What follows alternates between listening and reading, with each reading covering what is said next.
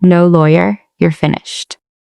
My brother Julian said it loud enough for the first 3 rows of the gallery to hear. A few spectators chuckled. My father, standing right beside him, didn't stop him. Instead, he smiled. It was that familiar, patronizing smile I had seen my entire life. Their high-priced defense attorney leaned back in his leather chair. He had the effortless confidence of a man who believed the day was already decided. I stood completely alone at the defense table. No legal counsel, no family members sitting behind me. No one whispering words of encouragement in my ear. Just me, a stack of manila folders, and the quiet weight of my own skin. Then, Judge Harold Bennett opened a thick, heavy folder resting on his bench. He stared at the first page. The casual murmuring in the courtroom died instantly. The silence became heavy. The judge turned one page, then another, his eyes scanning the lines with a sharp, disciplined intensity. Suddenly, their attorney stood up. The confidence had vanished from his posture. "What is it?" Julian asked, his smug grin faltering slightly. The attorney didn't answer his client. Instead, he looked across the aisle directly at me. The color was actively draining from his face. "Oh my God." The words slipped out of his mouth before he could catch himself. My father frowned, his voice laced with sudden irritation. "What's wrong, Richard?" The attorney swallowed hard, his hands resting flat on the table to steady himself. "Look at her file." Judge Bennett slowly removed his glasses and set them on the bench. He looked directly at my father and brother, his voice entirely devoid of warmth. Then, he delivered the single sentence that would systematically dismantle everything my family believed they knew about me. "She doesn't need a lawyer." 5 seconds later, the rigid, arrogant posture my father had maintained all morning completely vanished. His body collapsed heavily back into his chair, his face turning an ash-gray color. But to truly understand the cold satisfaction of that specific courtroom moment, you have to understand the exact mechanics of the household that raised me. My name is Vanessa Vance. At the time of these events, I was 27 years old and a captain in the United States Army. Most people who meet me for the first time describe me as exceptionally calm. They notice a controlled voice, a completely neutral expression, and a perfectly disciplined posture. They see someone polite, quiet, and deeply reserved. What they completely fail to see are the years of psychological conditioning that created that absolute silence. I grew up in a meticulously manicured suburban home in Virginia. From the outside, we looked like the blueprint of American success. My father owned a thriving regional logistics firm. My mother managed local charities, and my older brother Julian was the golden child. Inside that house, however, there was an unwritten absolute law. Julian mattered. I did not. Nobody ever stated this rule out loud. They didn't have to. Human beings learn identity through steady, unyielding repetition. When Julian forgot to complete his chores or blew his allowance, he was praised for being an independent spirit who was simply too busy for trivial matters. When I missed a single chore due to studying, I was lectured for 45 minutes on basic responsibility and personal failure. When Julian managed a C- on his high school exams, my father would clap him on the back and say that true leaders don't need academic validation. When I brought home an A-, my father would look at the report card, hand it back to me without eye contact, and ask why it wasn't an A. The older I became, the more visible the blueprint became. My father worshipped Julian. He constantly referred to him as his legacy, his successor, the brilliant mind who would carry the Vance name into the next generation. I was simply the daughter, the backup child, the administrative helper who was expected to perform perfectly without ever demanding to be noticed. My mother wasn't an inherently cruel woman. She was just deeply, permanently exhausted. Years of managing my father's volatile ego and keeping the peace had completely eroded her spine. When my father would systematically criticize my character at the dinner table, she would simply lower her eyes, adjust her napkin, and say absolutely nothing. By the time I was 12, I stopped expecting her to defend me. By the time I was 16, I stopped asking for her input entirely. The only human being who ever truly saw me was my grandfather, General Arthur Vance. He was a retired 3-star general, a veteran of multiple foreign conflicts, and a man who literally never raised his voice. He didn't need to. He possessed a terrifyingly quiet authority. He had a way of looking directly into your eyes that made you realize lying was completely pointless. When I was 14, he found me sitting alone on the old stone steps behind his garage. Inside the main house, my father was currently hosting a massive celebration party for Julian, who had just been given a brand new sports car despite failing half his classes. My own recent academic scholarship wasn't even mentioned during the dinner. Grandpa walked out, sat down on the cold concrete next to me, and handed me a cold bottle of soda. We sat in total silence for nearly 10 minutes, watching the sun dip below the tree line. Finally, he spoke. His voice was a calm, low rumble. "Do you know why they are completely wrong about you, Vanessa?" I shrugged my shoulders, keeping my eyes fixed on the ground. He smiled faintly. "Because they are measuring a thoroughbred with a ruler meant for livestock. Stop letting people who don't know your value dictate your length." I never forgot that exact sentence. It became the foundation of my entire life. The exact moment I turned 18, I signed my enlistment papers. My father absolutely despised the decision. He stood in the kitchen, his face flushed with anger, telling me I was throwing my life away, that I would quit basic training within 6 weeks, and that women like me didn't belong in a serious military command structure. I stood there, keeping my posture perfectly straight, listening to the predictable torrent of insults. Then, Grandpa quietly stood up from the breakfast nook. "Funny," Grandpa said, his voice entirely calm but cutting through the room like a razor blade. "You said the exact same thing to me before I took command of the 82nd Airborne." The kitchen became instantly, suffocatingly quiet. It was the very first time in my life I had ever witnessed my father completely lose an intellectual argument. He turned on his heel and walked out of the room. The military didn't just change my life. It completely rebuilt my mind. It wasn't easy. Basic training was designed to break down the ego. The subsequent deployments were physically and mentally punishing. The isolation was real. But for the first time in my existence, my father's opinion meant absolutely nothing. Out there, results mattered. Operational discipline mattered. Strategic execution mattered. Nobody cared whose daughter I was. Nobody cared if my father approved of my choices. The uniform didn't have feelings, and the mission didn't have favorites. I found absolute peace in that clarity.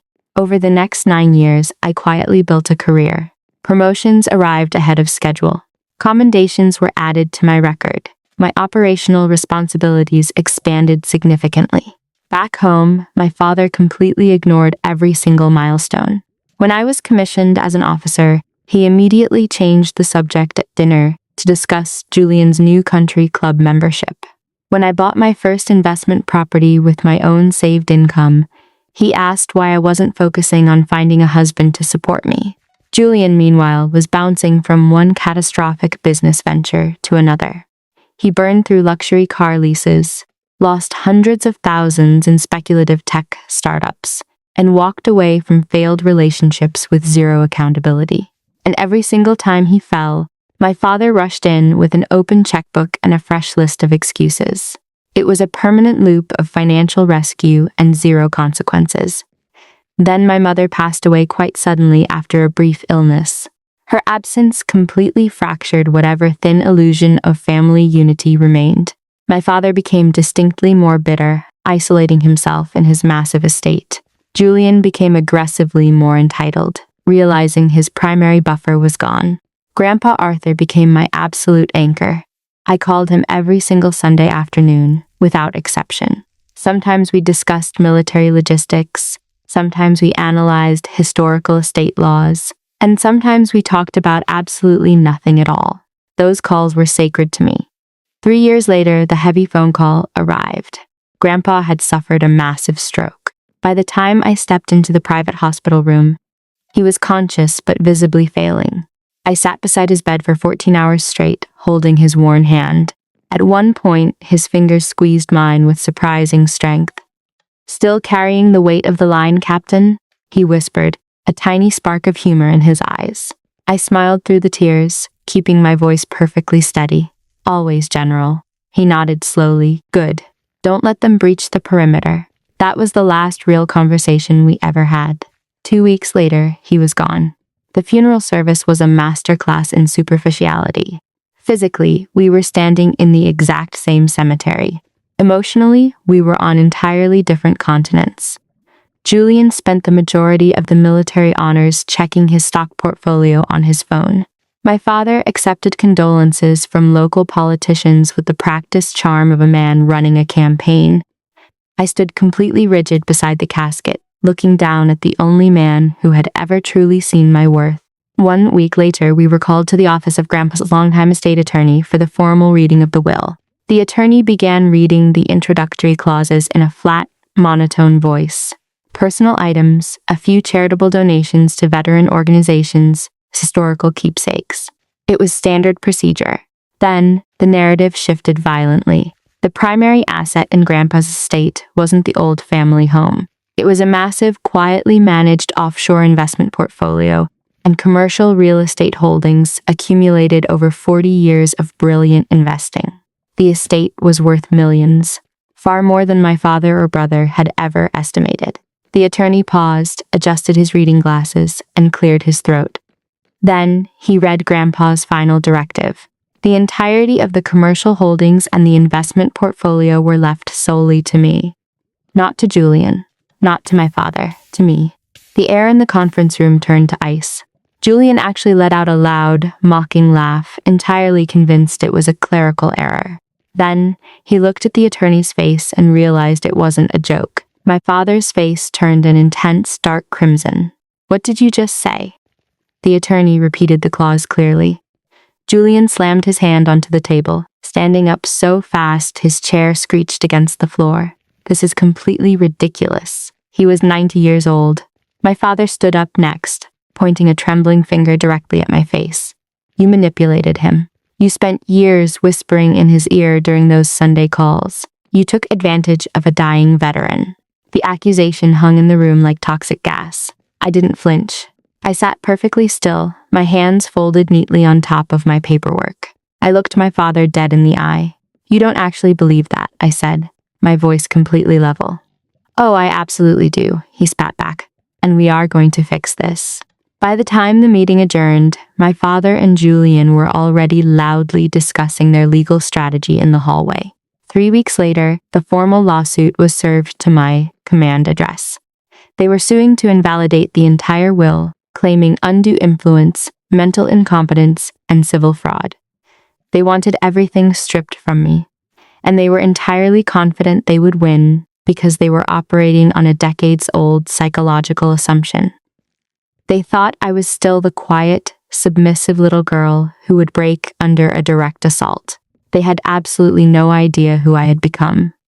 I formally notified the probate court that I would be representing myself as a pro se litigant.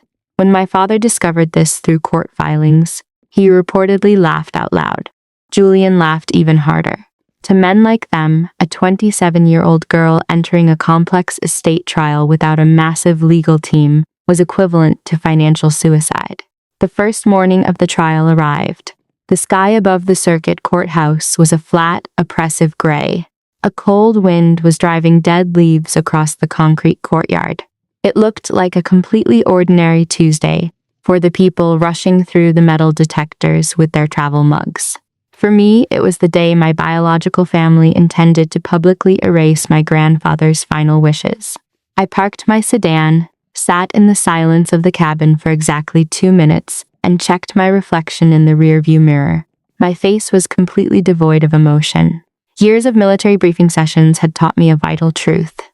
Panic and absolute certainty look identical from the outside. The only variable that matters is the discipline inside your mind. I gathered my heavy manila folders, stepped out into the wind, and walked toward the building. My father's luxury pickup truck was parked in the premium lot. Right next to it was Julian's high-end European SUV, a vehicle I knew for a fact he was currently 3 months behind on payments for. The moment I entered the third-floor hallway, I spotted them. Julian was standing next to a tall, imposing man wearing an impeccably tailored 3-piece suit. Richard Lawson. He was widely recognized as one of the most aggressive, high-priced probate litigation attorneys in the state. His hourly billing rate alone could cover a month of ordinary mortgages. Julian saw me first. A wide, mocking smirk spread across his face. Well, look who decided to show up. Did you forget your lawyers at the barracks, sis? My father turned slowly. Neither of them offered a greeting. Neither asked how my journey was. Neither treated me like a human being carrying the same genetic code. To them, I was an operational obstacle to be cleared from the ledger. Lawson looked me up and down with a clinical, patronizing detachment. Ms. Vance, he said, offering a brief nod. I understand from the filings that you have chosen to proceed without counsel? I have, I replied, keeping my voice perfectly neutral. He nodded slowly, a tiny, condescending twitch at the corner of his mouth. That is certainly your legal right. Though, in an estate matter of this magnitude, it is rarely a prudent strategy. I found a deserted stone bench near a large window on the 4th floor, overlooking the city grid.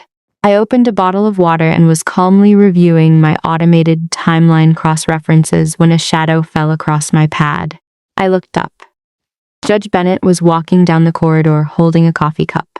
He stopped exactly 3 feet from my bench. He didn't look at me suspiciously. His gaze was intensely analytical.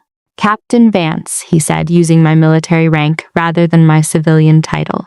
I stood up immediately, keeping my spine perfectly straight. Your Honor. He waved his hand slightly to signal I could relax. May I ask you an administrative question outside the record? Of course, sir. He studied my face for a moment. You are facing one of the most dominant estate litigators in the state. You are defending an asset class worth millions. Why are you refusing to retain professional counsel? The question wasn't hostile. It was genuinely curious. I considered my response carefully. I could have given him the standard boilerplate answers. That lawyers are a massive drain on the estate's liquidity, or that I knew the physical records better than any third-party firm. But I knew Judge Bennett's record. He respected absolute strategic clarity. Because this trial isn't actually about money, sir, I said quietly, looking out the window at my father's truck in the lot below. My father and brother have spent the last 27 years of my life constructing a narrative of who I am. They have never listened to a single word I have ever spoken. I turned back to look directly into the judge's eyes. This is the first time in our lives where they are legally forced to sit in a room and listen to the evidence. Judge Bennett remained completely motionless. Then, a very tight, subtle nod passed over his features. He glanced down at the thick government folder tucked securely under his arm. The specialized personal record I had filed under a restricted judicial seal 2 weeks prior. I noticed the bright red federal security tabs marking the internal documents. You appear remarkably detached from the emotional theater of this room, Captain, he observed. I allowed a very faint smile to appear. Occupational hazard of command logistics, sir. A sharp spark of genuine amusement crossed his face. Indeed, the bailiff is recalling the court. I suggest you prepare your line. When the afternoon session commenced, Lawson went for the throat. He introduced financial projections, logs of cellular data, showing the frequency of my calls to Grandpa, and travel vouchers, all meticulously framed to suggest a calculated campaign of isolation. My father watched from his table with a look of pure, unadulterated triumph. Julian didn't even bother hiding his phone anymore. He was openly texting associates. Finally, at 3 o'clock, Lawson delivered what he clearly believed was the closing blow of the litigation. He stepped out into the exact center of the courtroom well, spreading his arms wide to address both the judge and the gallery. Your Honor, this case does not require complex legal theory, Lawson stated, turning his body slowly to point directly at my table. We have a multi-million-dollar estate violently altered in its final months. We have a primary beneficiary who spent the most exclusive, unmonitored time with an isolated elderly man. He paused, letting his eyes sweep across the spectators. And that exact beneficiary currently sits entirely alone at that table. No legal experts to validate her behavior.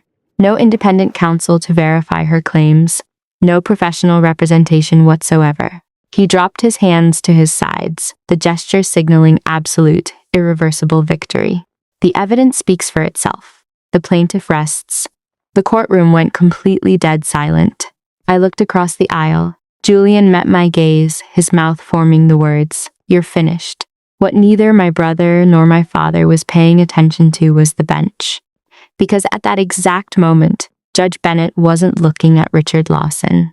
He was looking down at the thick federal folder I had submitted, and the entire expression on his face had completely locked down. The next morning, I arrived at the defense table exactly 25 minutes before the bailiff called the room to order. In my command structure, showing up on time meant you were already late. The corridor outside courtroom 3 was totally empty. The air inside the room felt completely different, cold, crisp, and heavy. I systematically arranged my 3 final manila folders on the wood table, ensuring my pen was aligned with the margin of my notepad. When my father and Julian entered the room, they looked like men arriving at a victory banquet. Their posture was incredibly loose. Their steps were light. To minds like theirs, my sustained silence over the last 2 days was the ultimate proof of submission. They genuinely believed I had run out of things to say. At exactly 9 o'clock, Judge Bennett entered the room. Everyone stood, then returned to their seats. The judge was carrying 2 distinct files today. The first was the standard civilian probate folder. The second was the massive leather-bound government file bearing the federal seal. Across the aisle, Lawson's eyes locked onto the second folder. I watched his eyebrows knit together, a very sudden, subtle tension appearing in his shoulders. A man of his experience knew that unexpected folders on a judge's bench during a final ruling meant the battlefield had shifted. Lawson stood up smoothly. "Your Honor, before the defense begins its formal presentation, the plaintiffs move for an immediate summary judgment based on the uncontested testimonial evidence presented yesterday." Judge Bennett didn't look up from his desk. He simply held up a single hand to silence him. "Sit down, Mr. Lawson." Lawson blinked, clearly taken aback by the curt tone, but slowly lowered himself into his chair. Judge Bennett opened the thick federal folder. The crisp sound of the heavy parchment turning echoed clearly through the silent room. He spent 2 full minutes reading down the pages, completely ignoring the tension building in the gallery. Finally, he set the file down flat and removed his reading glasses. He looked directly at the plaintiff's table. "Mr. Lawson, you spent a considerable amount of time yesterday emphasizing the fact that the defendant lacks legal counsel in these proceedings," Judge Bennett said, his voice terrifyingly calm. Lawson stood up again, adjusting his jacket. "Yes, Your Honor. I believe her lack of professional representation places her at a distinct structural disadvantage in an estate case of this complexity." Judge Bennett nodded very slowly. "I see." He tapped his index finger against the top page of the sealed file. "Then you clearly failed to conduct basic operational discovery regarding your opponent." The room became intensely quiet. "According to her certified federal record," Judge Bennett continued, his voice echoing off the wood-paneled walls, "Captain Vanessa Vance is not a standard line officer. She is a certified operational specialist within the Judge Advocate General's Corps, holding an advanced degree in federal financial law and military estate tracking." Julian's mouth dropped open. He turned his head sharply to look at my father. "What?" My father didn't answer. He was staring blankly at the bench. "Furthermore," Judge Bennett read on, turning a bright red-tabbed page, "Captain Vance spent the last 4 years assigned to the Federal Investigation Unit, monitoring complex financial fraud and cross-border asset manipulation within government contract systems. She has successfully testified under oath in over 30 federal proceedings regarding asset concealment." The judge set the folder down and leaned forward, his sharp eyes locking onto Richard Lawson's face. "According to this certified record, Mr. Lawson, Captain Vance has spent her entire young adult career systematically dismantling financial fraud schemes that are significantly more complex than this amateur probate dispute." I watched Lawson's face and turn a completely translucent shade of white. It wasn't fear. It was the sheer, icy realization of a professional who realized he had just walked directly into a perfectly prepared tactical ambush. He frantically grabbed his copy of my basic military disclosure form, his eyes moving down the lines at triple speed. finally noticing the specific federal deployment codes he had completely overlooked because he assumed I was just a standard logistics soldier. "Oh my God," the words slipped from Lawson's mouth in a hoarse whisper. Julian grabbed his attorney's arm, his voice rising in pitch. "Richard, what is he talking about? What does that mean?" Lawson didn't look at his client. He kept his eyes locked on the floor. "It means she knows every single line of the law, Julian. It means she's an expert." My father leaned forward, his voice tight and trembling. "Why didn't you know this?" Lawson didn't answer. He couldn't. He was currently trying to figure out how to salvage his professional reputation. Judge Bennett turned his attention back to me. "Captain Vance, you may call your first witness or introduce your rebuttal evidence." "Thank you, Your Honor," I said, standing up smoothly and opening my first manila folder. "The defense calls Mrs. Gable back to the stand." The elderly neighbor walked up to the witness stand with visibly trembling hands. The confident demeanor she had possessed under Lawson's guidance had completely vanished. I approached the podium slowly, keeping my hands resting flat on the sides. "Mrs. Gable, yesterday you testified under oath that you witnessed me visiting my grandfather on specific dates in March and April of last year, correct?" "Yes," she whispered, nodding nervously. "You were on the back porch." I pulled a single sheet of paper from my folder and handed it to the bailiff to present to the witness. "Can you please identify the document currently in front of you?" The woman stared at it, her eyes widening. I don't know. Those are my certified Department of Defense travel orders," I stated clearly, my voice completely steady and cutting through the room. "They prove that during the entire months of March, April, and May of last year, I was deployed on active duty overseas, 7,000 miles away from my grandfather's property. Can you explain to the court how you witnessed me sitting on a porch in Virginia while I was physically stationed in Europe?" A low, violent murmur erupted from the gallery. Mrs. Gable's face turned bright red. She looked frantically over at my father, then down at her lap. I must have gotten the years confused. Your father told me it was last year." "Thank you," I interrupted, keeping my voice perfectly polite. "Your testimony is based entirely on my father's suggestions rather than physical reality. I have no further questions for this witness." Julian looked like he had been physically struck in the chest. My father shifted violently in his seat, his hand shaking as he wiped sweat from his forehead. "Next exhibit," I said, transitioning seamlessly to my second folder. "I am introducing certified digital discovery logs from General Vance's private home network."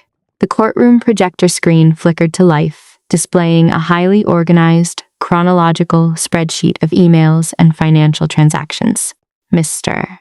Lawson suggested yesterday that my grandfather was an isolated, incompetent individual who didn't understand his assets," I stated, clicking to the next slide. "These are the financial records of the Vance family over the last 8 years. As the court can see, my grandfather systematically issued 14 separate personal loans to my brother Julian, totaling $450,000 to bail out his failed LLCs. The audience gasped audibly. The absolute volume of the money was staggering. Furthermore, I clicked to the next slide. These are the recorded emails between my father and Julian, dated 3 months before my grandfather's passing. The text appeared in massive, bold font on the screen from Vance Logistics at Proton, me to Julian V1 at Gmail. Calm subject. Will the old man is refusing to sign the corporate restructuring. If he leaves the commercial portfolio to Vanessa, we are completely screwed with the bank audits. You need to go back out there and pressure him again. The courtroom became so silent you could hear the electronic hum of the projector. Julian stared at his own digital blueprint on the wall, his jaw completely slack. My father looked as if the air had been entirely extracted from his lungs. Richard Lawson slowly closed his eyes and leaned back in his chair, completely abandoning his posture. He hadn't been shown these emails by his own clients. And finally, I said, my voice softening just enough to let the emotional weight enter the room. I am introducing the verified audio recording from my grandfather's private medical assessment, conducted by an independent specialist 2 weeks before his stroke. I pressed play on my tablet. My grandfather's voice filled the cavernous courtroom. frail, older, but possessing that unmistakable, unyielding military authority. "Why are you leaving the core estate to Vanessa, General?" the doctor's voice asked on the tape. A brief pause. Then Grandpa Arthur's voice boomed softly through the speakers. "Because Vanessa is the only thoroughbred in that house. She never treated my existence like a corporate bank account. She loved me before she ever knew what I owned." The recording cut out. The ensuing silence inside the courtroom felt absolutely massive. Nobody moved, nobody breathed. Judge Bennett looked down from his bench, his expression completely hardened into stone, as he stared at my father and brother. He folded his hands together. "Mr.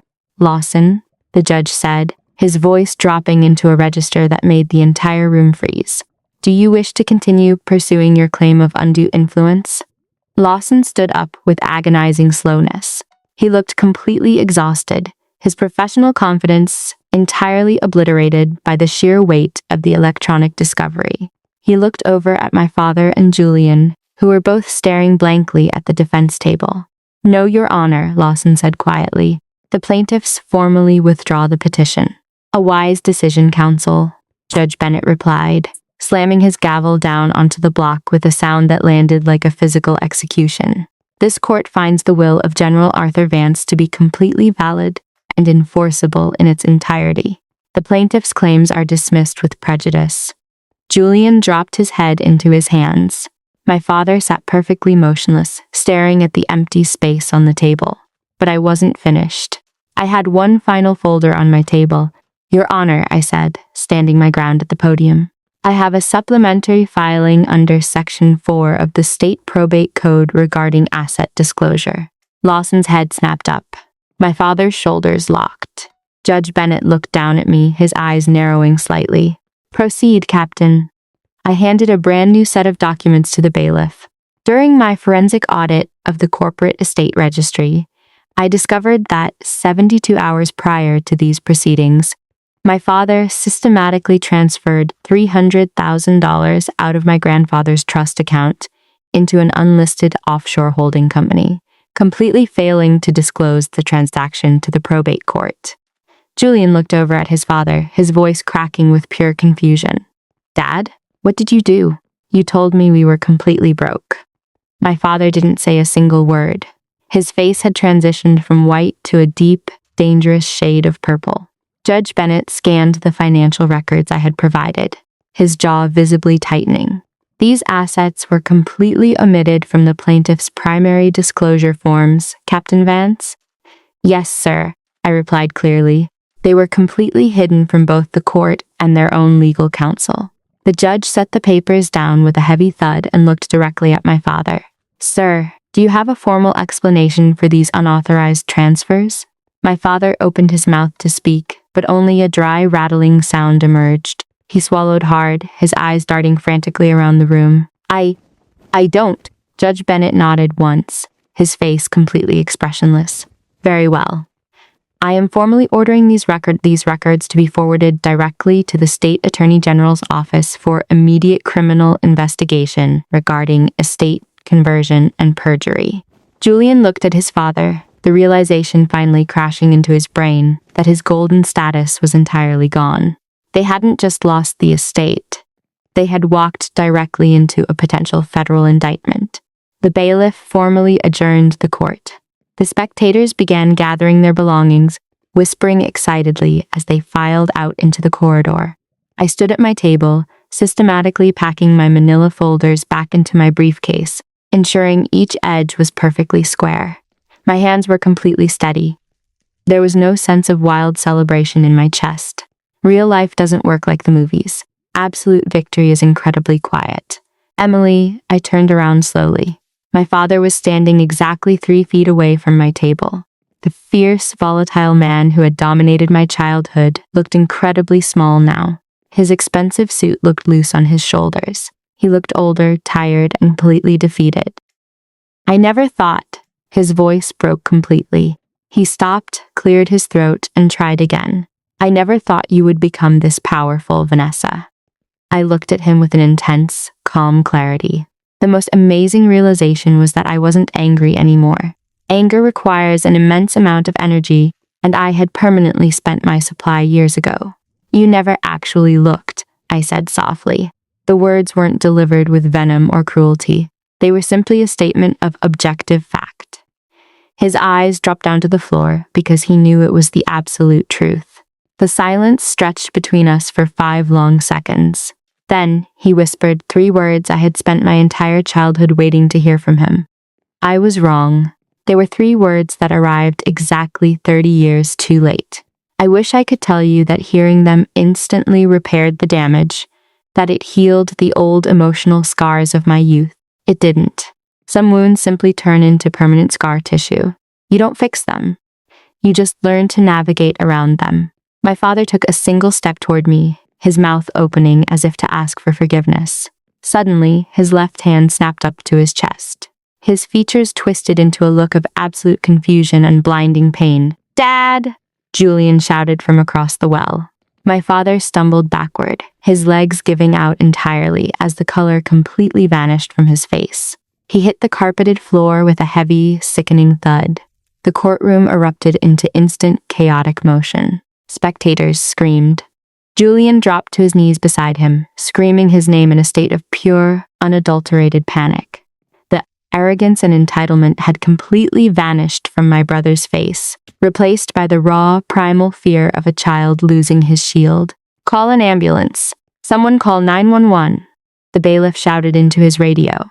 I stood completely frozen at my table, not because I hated him, not because I wanted him to suffer, but because despite every single ounce of strategic conditioning in the military, watching the man who raised you collapse onto a cold courtroom floor completely bypasses your logic.